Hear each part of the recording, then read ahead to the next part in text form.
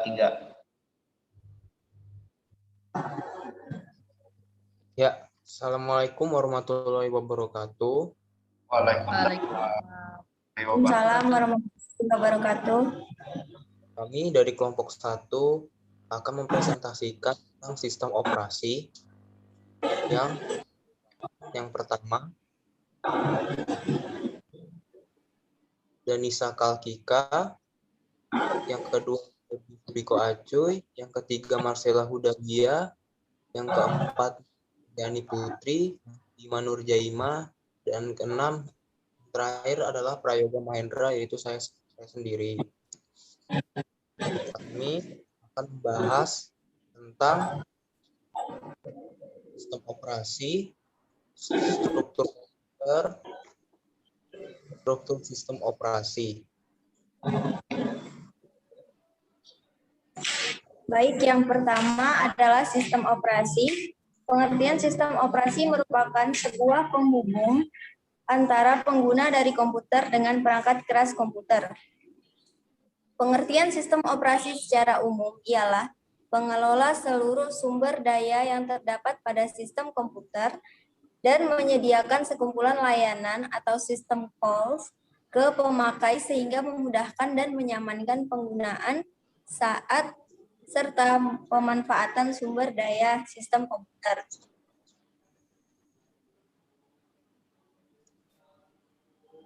Yang kedua adalah fungsi dasar. Fungsi dasar sistem komputer yang pertama adalah untuk mengatur dan mengawasi penggunaan perangkat keras oleh berbagai program aplikasi serta para pengguna.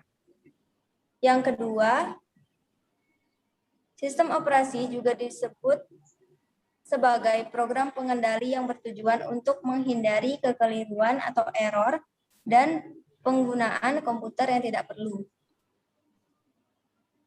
Yang terakhir, sistem operasi juga sering disebut resource allocator.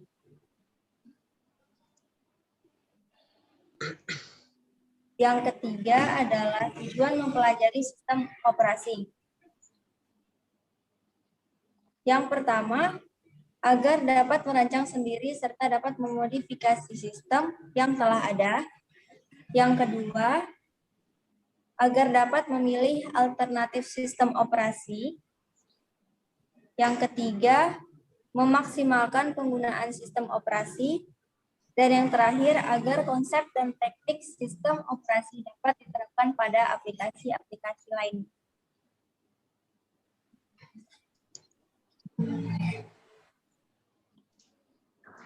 Sasaran sistem operasi. Yang pertama, ada kenyamanan. Kenyamanan membuat pengguna komputer menjadi lebih nyaman. Yang kedua, ada efisien. Pengguna sumber daya sistem komputer secara efisien. Yang ketiga, ada berevolusi, yaitu memudahkan pengembangan, pengujian, serta pengajuan sistem yang baru.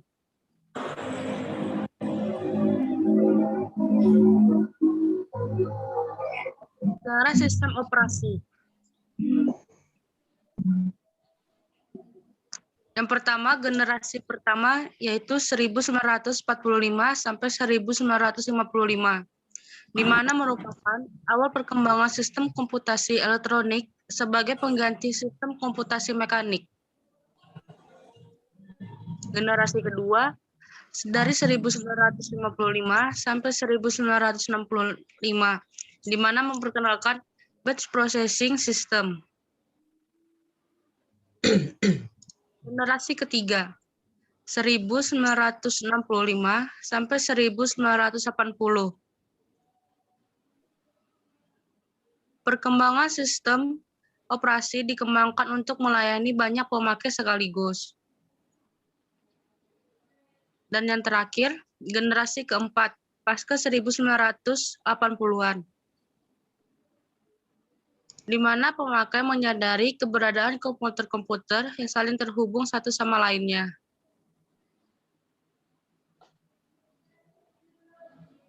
Selanjutnya ada layanan sistem operasi. Yang pertama, pembuatan program. menyediakan fasilitas untuk membantu para pemogram. Yang kedua, ada eksekusi program, di mana instruksi dan data yang harus dimuat di memori utama. Yang ketiga, pengaksesan I/O device. I/O device yaitu mengambil alih sejumlah instruksi yang rumit dan sinyal yang tidak baik. Yang keempat, ada pengaksesan terkendali berkas dan pengaksesan sistem. Disediakan mekanisme proteksi terhadap berkas untuk mengendalikan berkas. Yang kelima, deteksi dan pemberian tanggapan. Sistem operasi harus memberikan tanggapan yang menjelaskan kesalahan yang terjadi. Dan yang terakhir, ada accounting. Sistem operasi yang bagus mengumpulkan data statistik pengguna beragam sumber daya.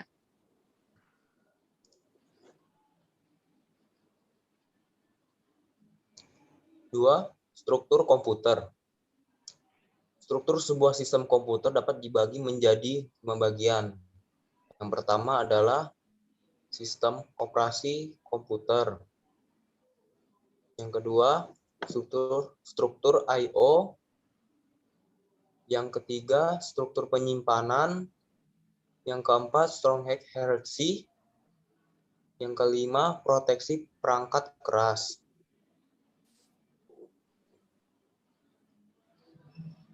Sistem operasi komputer.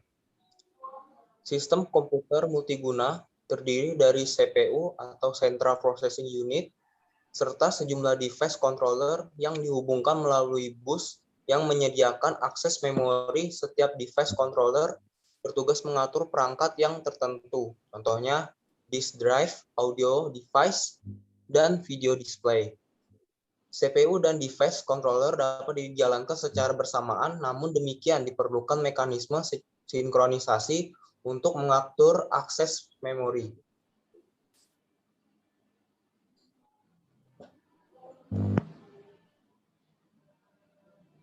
Struktur I/O.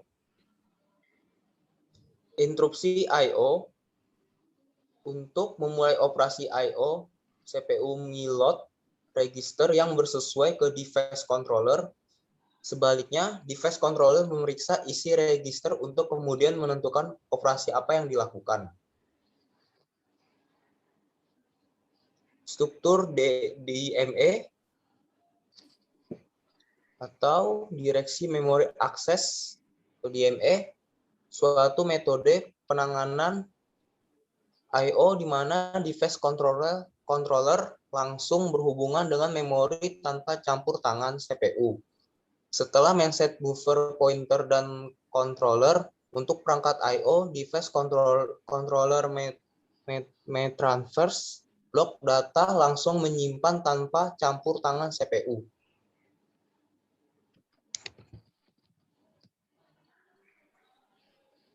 Struktur penyimpanan.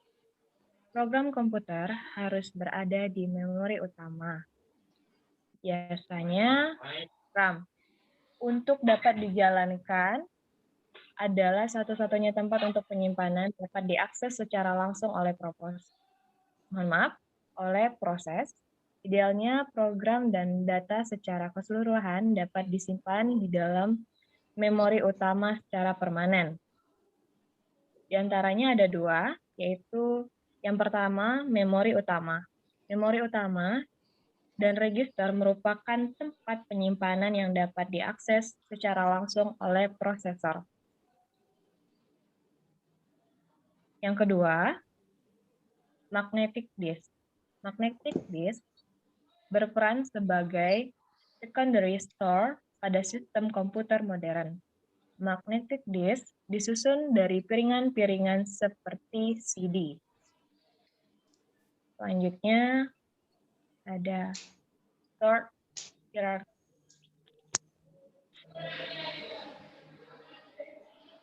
Di dalam store hierarchy struktur, data yang sama bisa tampil dalam level berbeda dari sistem penyimpanan. Sebagai contoh, integer A berlokasi pada bekas B yang ditambahkan 1, dengan asumsi bekas B terletak pada magnetic disk. Dalam kondisi seperti ini, Hasil duplikat dari A mungkin hanya ada di beberapa chains, karena CPU atau register-register dapat dijalankan secara bersamaan, maka kita harus memastikan perubahan nilai A pada suatu chains akan mengubah nilai A pada suatu chains yang ada. Hal ini disebut sebagai chains concurrency. Selanjutnya,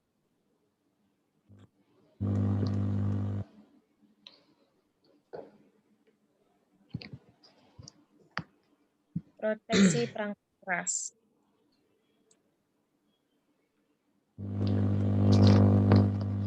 Sistem komputer terdahulu berjenis programmer operated system. Ketika komputer dioperasikan dalam konsol mereka atau pengguna harus melengkapi sistem terlebih dahulu.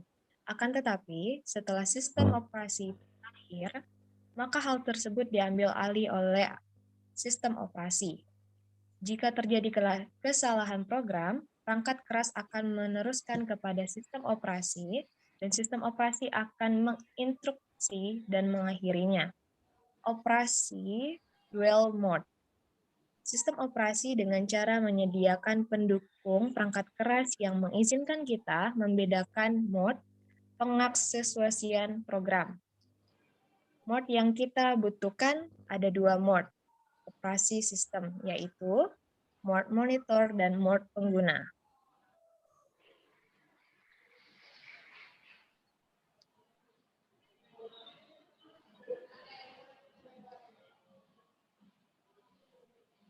Proteksi perangkat keras terdiri dari dua, yaitu proteksi I/O dan proteksi memori. Proteksi I/O yaitu untuk mencegah terjadinya masalah, kita menganggap semua instruksi I/O sebagai privileged instruction, sehingga mereka tidak bisa mengerjakan instruksi I/O secara langsung ke memori, tapi harus lewat sistem operasi terlebih dahulu. Proteksi memori yaitu pembatasan penggunaan memori. Di sini diperlukan beberapa istilah, yaitu 1. Base register, yaitu alamat memori fisik awal yang dialokasikan atau boleh digunakan oleh pengguna. 2. Limit register, yaitu nilai batas dari alamat memori fisik awal yang dialokasikan atau boleh digunakan atau boleh digunakan oleh pengguna. Ketiga, proteksi perangkat keras.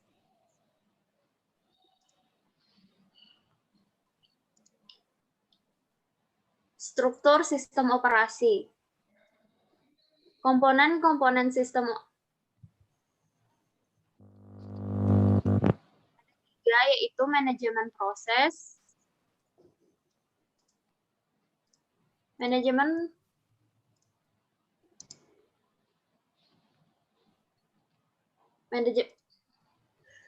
yaitu ada 3, yaitu manajemen proses, manajemen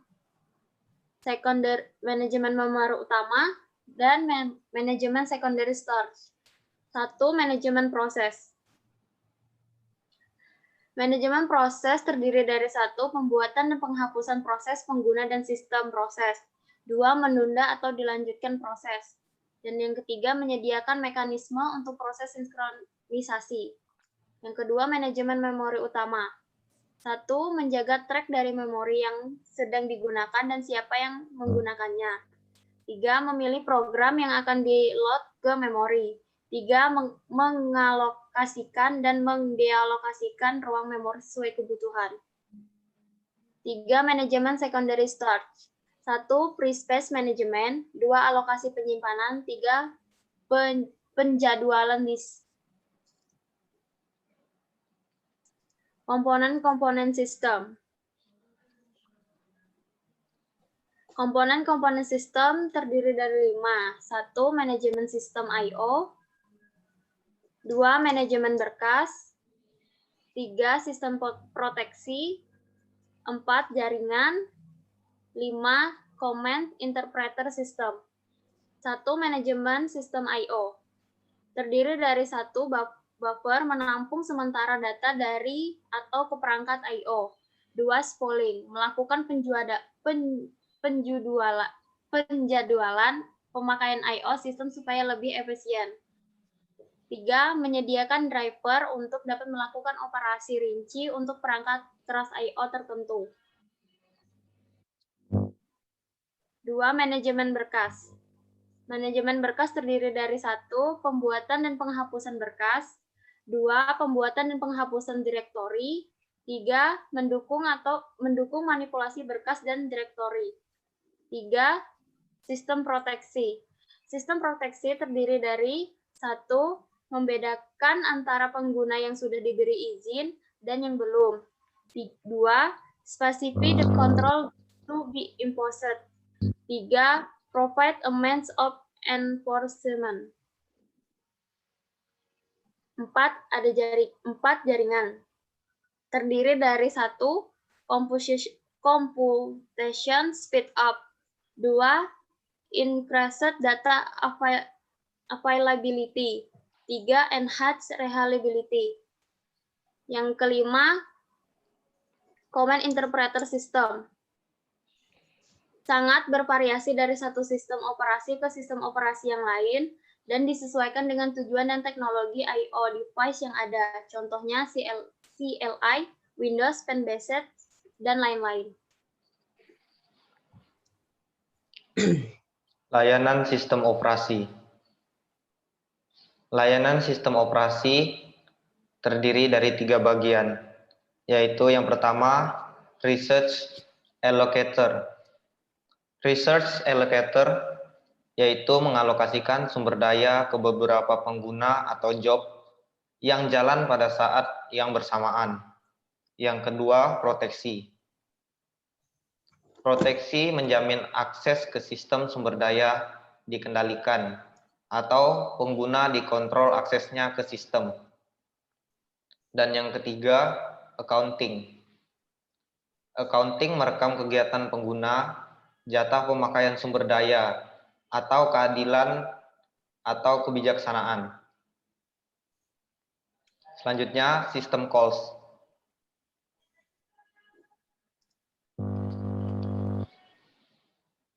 System calls terdiri dari 3 cara memberikan parameter dari program ke sistem operasi. Yang pertama, melalui registers atau sumber daya dari CPU. Yang kedua, menyimpan parameter pada data struktur atau tabel di memori, dan alamat tabel tersebut ditunjukkan oleh pointer yang disimpan di register. Yang ketiga, push atau store melalui stack pada memori, dan OS mengambilnya melalui pop pada stack tersebut.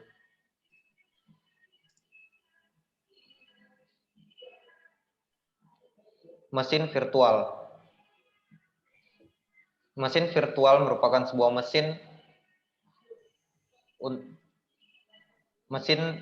mesin virtual atau virtual machine menggunakan misalnya terdapat sistem program, kontrol program yang mengatur pemakaian sumber daya perangkat keras. Kontrol program sama dengan trap system call ditambah akses ke perangkat keras. Kontrol program memberikan fasilitas ke proses pengguna, mendapat jatah 10. Perencanaan sistem dan implementasi. Target untuk pengguna, sistem operasi harus nyaman digunakan, mudah dipelajari, dapat diandalkan, aman dan cepat. Target untuk sistem operasi harus gampang dirancang, diimplementasi, dan dipelihara, sebagaimana fleksibel, error, dan efisien.